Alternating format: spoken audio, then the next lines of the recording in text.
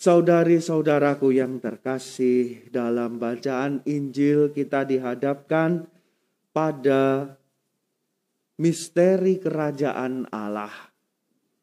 Misteri kerajaan Allah yang digambarkan oleh Yesus dalam rupa perumpamaan. Mendengar perumpamaan yang disampaikan Yesus tentang kerajaan Allah ini, tidak serta-merta kita langsung mengerti apa maksudnya. Apa maksudnya kerajaan Allah kok seperti benih yang kita manusia yang menaburnya tidak tahu bagaimana benih itu tumbuh, tiba-tiba begitu saja tumbuh dari bumi dan kemudian bisa dipanen. Atau seperti biji sesawi, benih yang paling kecil,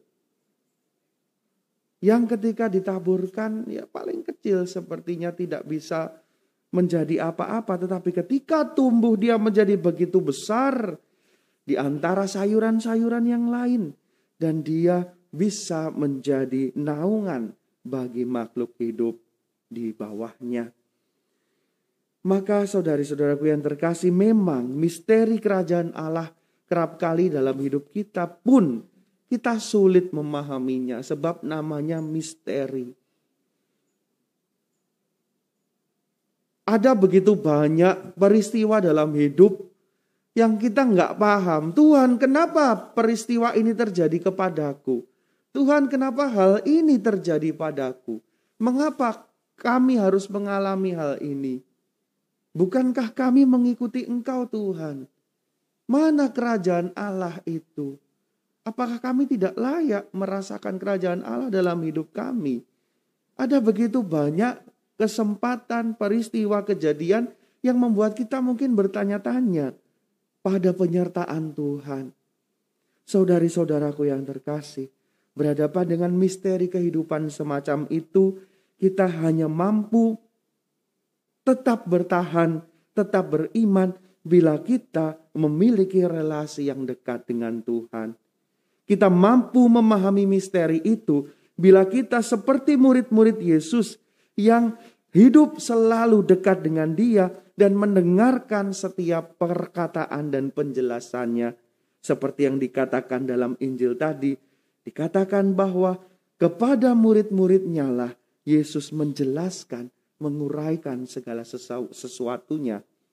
Maka kita yakin segala misteri dalam hidup kita dapat memahaminya bila kita setia menjadi murid-murid yang berhimpun bersama dengan Yesus untuk mendengarkan pengajarannya, untuk mendengarkan kehendaknya, untuk mendengarkan apa yang diharapkannya, apa yang dikerjakannya bagi kita. Dan ini semua, saudari-saudaraku yang terkasih, dirangkum oleh surat kepada orang Ibrani yang kita dengarkan pada bacaan pertama yang tadi. Bahwa kita sekalian yang setia menjadi murid-murid Yesus, yang kita mau untuk menjadi teguh, menjadi orang-orang yang benar, yang berkenan kepadanya, yang tidak mengundurkan diri dari iman kita.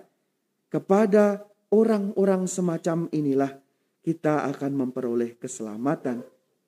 Di tengah segala penderitaan yang mengancam, di tengah segala macam kesusahan kehidupan yang kita alami, bila kita berpegang teguh pada iman dan pengharapan akan Tuhan, akan pengajarannya, kita akan dimampukan, kita akan dikuatkan, kita akan diselamatkan.